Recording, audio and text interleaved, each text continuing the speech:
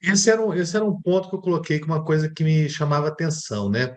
É o item 3 ali da nossa pauta, que falava o seguinte, que a complexidade, principalmente pela quantidade de agentes envolvidos, né? Você tem, não é só desenvolvedor, usuário, você tem uma quantidade de agentes bastante ampla, né? No desenvolvimento com DevOps.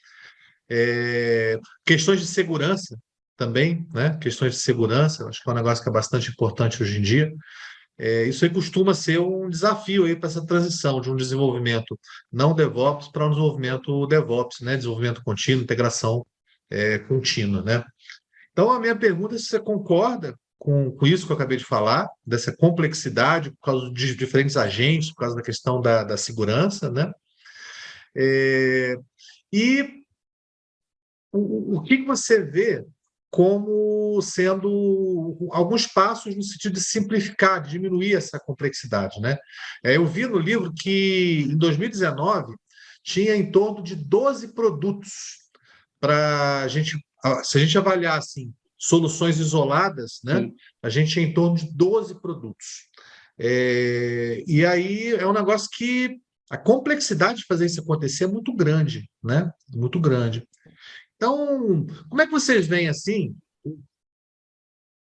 se vocês conseguissem assim identificar os fatores críticos, né, para conseguir simplificar essa transição para o DevOps? Eu me fiz entender na minha pergunta, senhores? Eu fui muito prolixo. Eu Não, acho que sim. sim. Vai lá, Marcelo. Não, pode falar, pode falar. Não, Pode eu ia continuar. falar, e aí você, o Carlos, até vê se eu estou respondendo sua pergunta também, mas eu acho que eu entendi sim. Sim, a gente tem que cada vez mais complexo, né? E ainda mais quando a gente está juntando tantas pessoas com diferentes habilidades, né, e conhecimentos para trabalhar junto, né? Você está pegando desde a pessoa lá de produto, o cara de qualidade, o cara de desenvolvimento, trazendo para a operação mesmo, né? De ir mexendo na infra, né? Então a gente precisa, ao mesmo tempo que a gente é tão complexo isso, a gente tem que de alguma forma simplificar, né? Então assim, por exemplo, questão de segurança que você estava dizendo, isso é muito importante. E o Azure DevOps ajuda muito, muito, muito. Eu tenho um case que eu ajudei, né, dentro de uma empresa que eu já participei, que eu já trabalhei, em que a gente conseguiu, através das ferramentas de segurança, né, das funcionalidades ali de segurança do Azure DevOps, a gente conseguiu criar políticas de pull request, por exemplo, né? E isso facilitou muito, né, o nosso dia a dia, porque com essas políticas, isso o código já era barrado ali mesmo. Então, assim, olha como é que está ligado aí a automação, a segurança. Então, a gente não precisava nem parar uma pessoa, um ser humano, parar para poder analisar um código, porque às vezes já tinha, a própria ferramenta já conseguia fazer algumas validações ali mesmo, sabe? Por exemplo, precisa desse checklist aqui passado com sucesso. Então, a gente conseguia validar isso.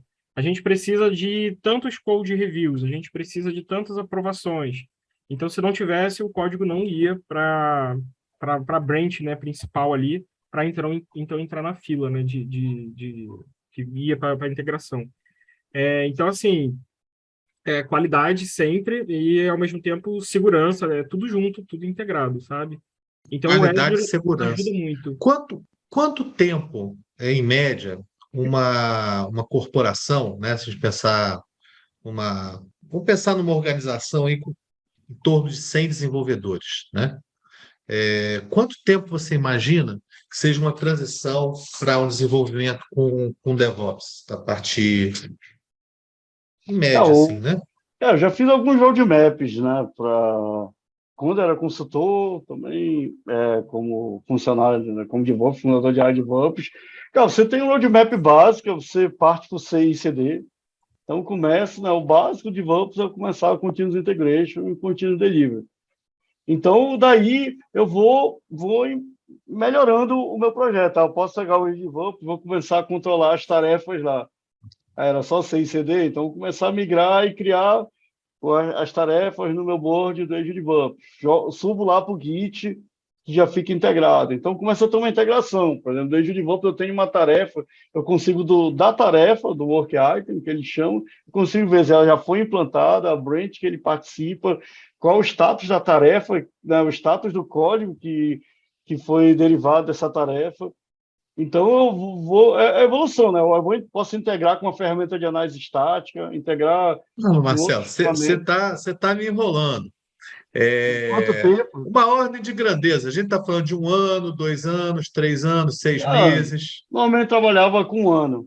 Um É, ano, em torno de um ano, integrando, né? Uma em torno de um transição. ano, Menos de começo um com ano é um negócio CD, assim que seria assim, vamos colocar assim, é muito otimista, né? Para uma organização com em otimista. torno de umas 100 É, como pessoas. você falou da Não, perfeito. segurança, e o Fabrício, né, você colocar um teste unitário automatizado, colocar um teste integrado automatizado, sabe colocar o por, pull request. Esse ponto, sabe por que, esse ponto Carlos? que você É falou é um difícil ponto de que eu mensurar? tenho uma dúvida, né? Ah, Oi, perdão, o Fabrício estava falando alguma coisa? tava, rapidinho. Sabe por que é difícil mensurar? Porque a gente acaba mexendo com a cultura.